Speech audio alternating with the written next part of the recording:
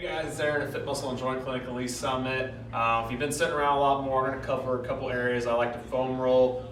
One will be the glutes. First one, you can take a foam roller or a lacrosse ball. I'll cover how we can do it with both. If you're utilizing a foam roller, I like to go more towards the top of the glute. I don't like to go into the belly of the glute. You might compress the sciatic nerve if we have any irritation there.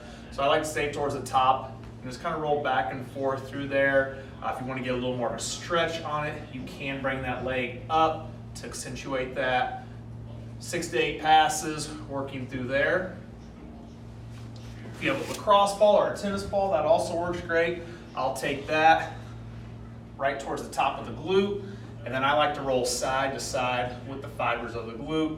Once again, 6 to 8 passes, just to loosen up that glute if we've been sitting around.